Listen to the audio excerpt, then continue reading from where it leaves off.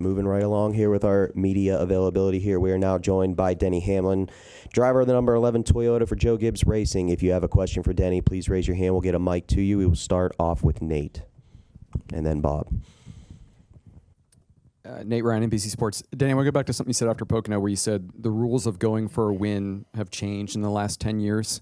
Obviously, that coincides with the restructuring of the playoffs in 14. But was there a moment, or have there been moments like when the move you made at Pocono and Larson became an accepted way of doing business? Or I think it has become has become accepted. Certainly, it's been more lenient, I think, from a media standpoint and a fan standpoint. Within reason, as long as it's not something crazy. Again, it's not. It changes depending on how severe it is. If you look at the Ty Gibbs, Brandon Jones thing, that certainly is like way over the top and things like that. But I think that normal, racing hard at the end of races for wins, it certainly seems like, that's been kind of the mantra that has come about over the last 10 years or so. It's definitely been different. I mean, it doesn't mean that over the last 30 years that it hasn't happened, but it's just been more of a, win at all costs type of mantra for sure. just all because in 2014 it became wins are tied to playoff berths and advancement. Yeah. That's what changed it. Yeah, certainly. I think when they started giving playoff points and stage points, which that's what it was geared to do, right, is make us more the sense of urgency to ramp up, knowing that regular season performance matters towards making it to the Final Four with a shot. So that's, yeah, certainly I think the system's doing what it was designed to do. And when William Byron was in here earlier, he was saying that the move you made and others have made, it's easier with the next-gen car to kind of get on the inside. Would you agree with that? Has it become something easier to do? Yeah, it's so different with the next-gen because with the other car, the guy on the outside would use the air to make the inside guy loose. You'll see in Xfinity Series or Truck Series, when the guys on the outside, they want to get closer to the inside guy and get them loose, and sometimes they spin, sometimes they don't. But that's them manipulating the air to make it tough on that guy or what have you. In the Cup car, it's the other way around. Like the power position's actually on the bottom, not the top. So it is certainly a lot different than the other one. Bob? Bob Hawkers, Fox Sports. I know Kyle's had some sprint car stuff, but have you guys talked or texted or anything? Yeah, we've communicated. Yeah, and how'd that go? I thought it went good. And looking back, would you do anything different if you had to do it all over again? I mean, it's really hard to say you do anything different. It's so split second, and the win meant so much to me at that time. Again, so many different records that we could accomplish with that one win with the track, with Toyota, with myself personally. It's hard to say in that moment I would do anything differently for sure. Certainly I didn't like the outcome for him. I wish that he could have finished second, but it was one of those things where we just flat out ran out of room, and I made a split-second decision to try to clear him instantly. And you can see from my onboard, I don't see him, right? I see him go up the track, and I don't know where he's at when I start to throttle up, and I'm saying, all right, I'm going to clear him. But when I didn't, I knew that we were going to be in a bad spot. We're going to go to Randy, then Kelly, then Davey. Randy Hallman, Richmond Times-Dispatch. Last time we talked, Denny, you hadn't yet spoken with Kyle. Did you guys come to the race together? I know you do sometimes. No, not this time. Can you give us any more about what was said and what the mood was? Not really. I mean, I think similar to the Chase Elliott incident. After he reached out to me, I just prefer to keep it private and between us. And if they care to elaborate on it, that's totally fine. But I'll leave it up to them. Kelly and then Davey. Kelly Crandall, Racer.com. Denny, going back to what you just said about the system, and then looking at Twitter this week, you had responded to somebody pointing out that, well, you've been wrecked in the past. Are you having to maybe adjust your mindset and get more aggressive, tying into what you said about the system, because it kind of seems like, in a way, like you have to be more selfish, I think, in this system, right? To succeed and try to get to deep in the playoffs and not worry so much about other people. Like you have to do what you have to do to, as cliche as that is, to get to Phoenix, right? Yeah, I mean, I think that it's just different now. The cars are closer together. The passing is more difficult than it's ever been. I mean, even Mark Martin would have to adjust his style in this type of car, because the days of, the gentleman letting the guy go and you'll just go get him later, like it's just not, it's a different game nowadays. And I wish we could go back to those days, but that's not where we're at. You have to adapt to where you're at. You adapt or you die. And so certainly I feel like over the last few years I've decided to be more aggressive, because I've got used up by aggressive, and it's hard to blame them at the time, because it's like, especially in a race winning situation, certainly you're upset when someone just right rear hooks you or runs right in the back of you in stage one and spins you out and puts you in the wall. That's one thing. Racing for the win is certainly a lot different than what it has been in the past.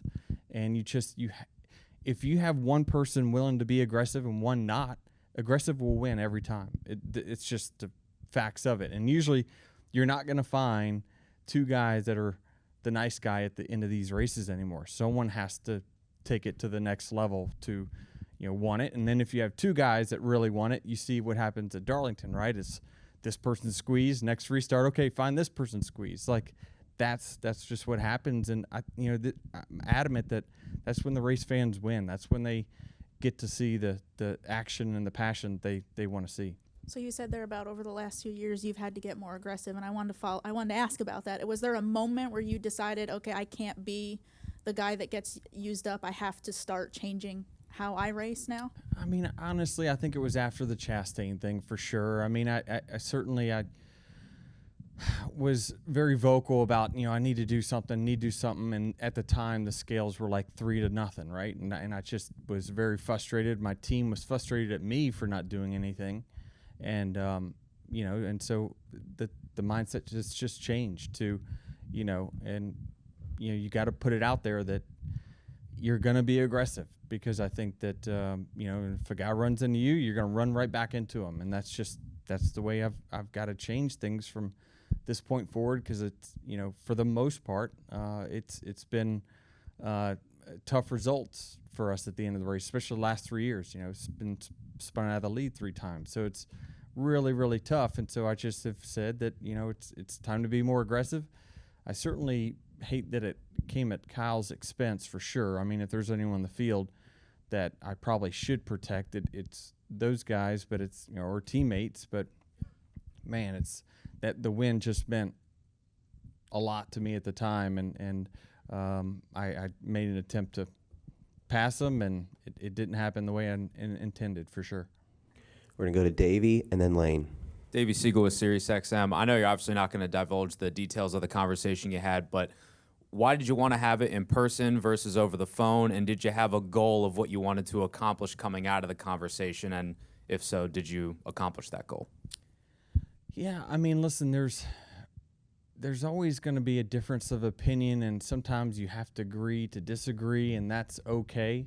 But the biggest thing is you need to, I think, hearing the other person out and understanding why they're frustrated. Sometimes when you get caught up in your own world and thinking about your own team and how important it is to them, and you have an incident like that, you do need to sit down and take a second to hear the other side. And I totally understand that, for sure. But yeah, I mean, as far as, I wanted to have it in person, I did, because I thought that, we should have that type of relationship. And, but the details of it won't come from my end. And going back to, I think it was Nate's point about 2014 when stuff started changing, we've seen a lot of times drivers, lay back and let somebody get their lap back at the end of the stage and just kind of give a little bit more when they don't need to take as much, so that they maybe race a little bit differently when it matters more in the playoffs and in the championship floor. How do you walk that fine line, especially doing so with drivers like Kyle that, you're going to be racing when it comes down to it in Phoenix? Yeah, I mean, I think that you're typically going to have these incidents with guys that are up front.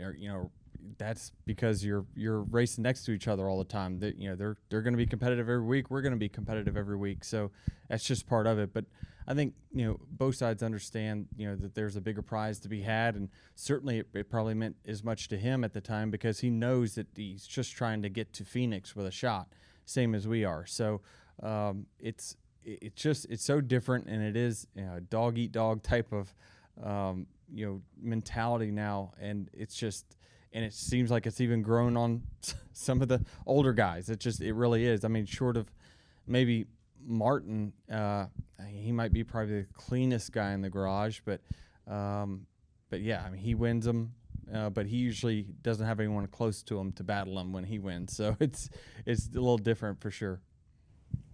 Lane Castanante, CBS 6 here in Richmond. Denny, you're getting to a point now where every win clicks off another milestone and another chapter to your career resume. Are you able to enjoy these milestones, or does the business at hand and the fact that it's every single week kind of take away from that, and will you have to wait until the end of the season to look back on being Manchester's greatest athlete? Yeah, I don't know. I think that it's very tough because when you lose, it's like you got another chance to win every 7 days, but when you win, it's like the team's ready to turn the corner and everyone's ready to turn the corner and focus on the next track, and you don't get a whole lot of time to enjoy it. And like I mentioned last week's after the race, that the conversation with Matt Kenseth was like, man, until you retire, he's like, you don't understand what you've accomplished, right? And so we'll look back on it in one day, but the job at hand now is just to keep putting stats in the stat column to try to have a conversation at the end of the career about. But certainly I'm very happy if I didn't have another top 5 or not top 10 or another win. I've been very happy with my career. Denny, we'll go over here to your right to Owen and then Al.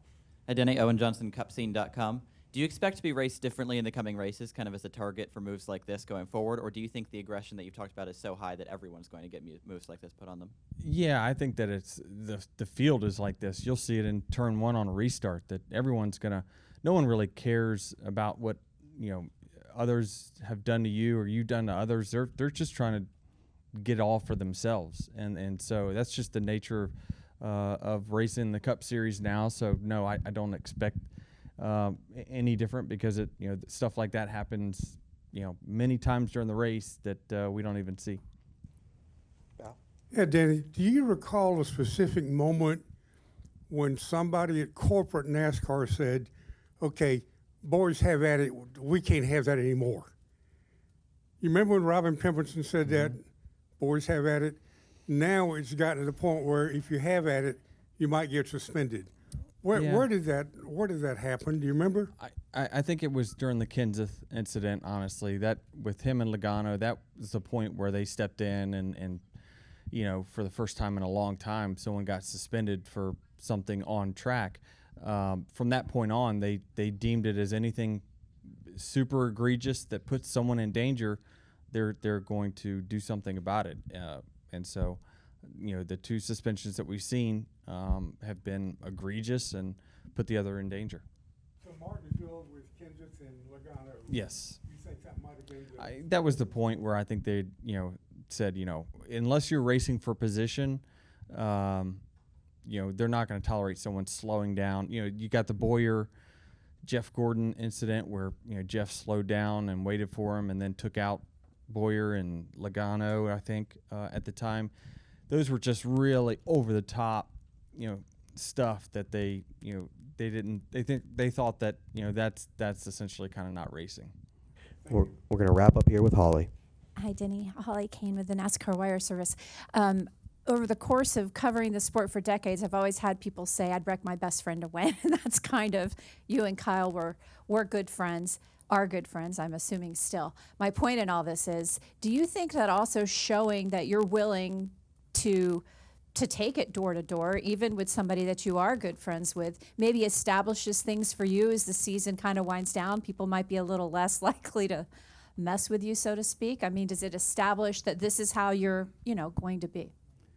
it is how I'm going to be. That's for sure. I'm not gonna back down from being aggressive. And again, I'm having to adapt my style to this. It's not the same as it was 10 years ago.